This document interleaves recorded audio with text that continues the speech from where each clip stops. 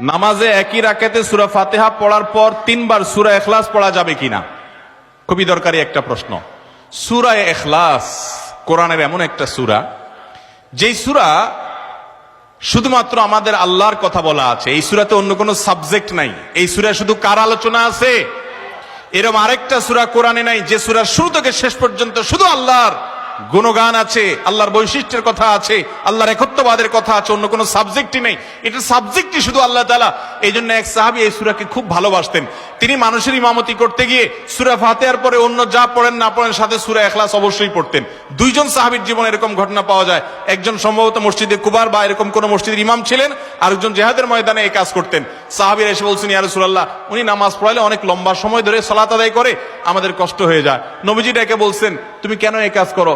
বললেন, ইয়া রাসূলুল্লাহ, সূরা ইখলাস এখানে আমাদের রবের কথা বলা হয়েছে, আমার রবের পরিচয়ের উল্লেখ দেওয়া হয়েছে।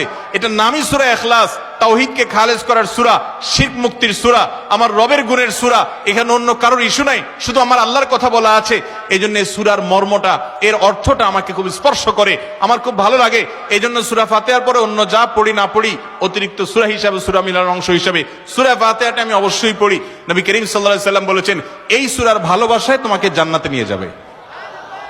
এই জন্য ভাই দেখবেন সকাল সন্ধ্যায় সূরা ইখলাস, সূরা ফালাক, সূরা নাস 3 বার, সকাল সন্ধ্যার পাশাপাশি 5 ওয়াক্ত সালাতের পরে একবার, রাতের শোয়ার সময় আবার 3 বার, মানে সূরা ইখলাস এতবার পড়ার আল্লাহ তাআলা ওজিফা করে দিয়েছেন।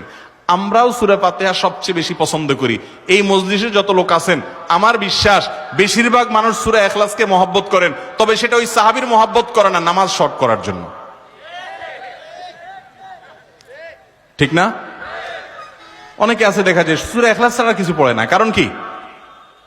আয়তনে নামাজটা তাড়াতাড়ি শেষ করার জন্য।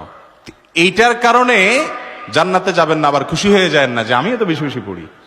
আপনার নিয়ত যদি হয়, মতলব যদি হয় নামাজ সংক্ষিপ্ত করা, তাহলে হবে না।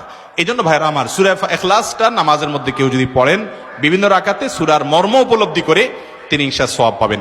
এই সূরার তাফসীর জানবেন। একদিন ইনশাআল্লাহ কোন একটা প্রোগ্রামে কোন আলেম থেকে সূরা ইখলাসের তাফসীরের উপর 1 ঘন্টা আধা ঘন্টা ওয়াজ শুনবেন, খুব গুরুত্বপূর্ণ।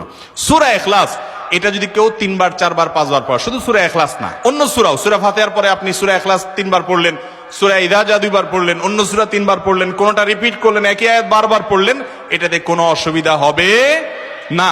আপনি বারবার পড়তে পারেন, কোনো অসুবিধা হবে না ইনশাআল্লাহ। তবে লক্ষ্য রাখবেন, প্রথম রাকাতের চাইতে দ্বিতীয় রাকাতটা তুলনামূলক একটু ছোট হবে।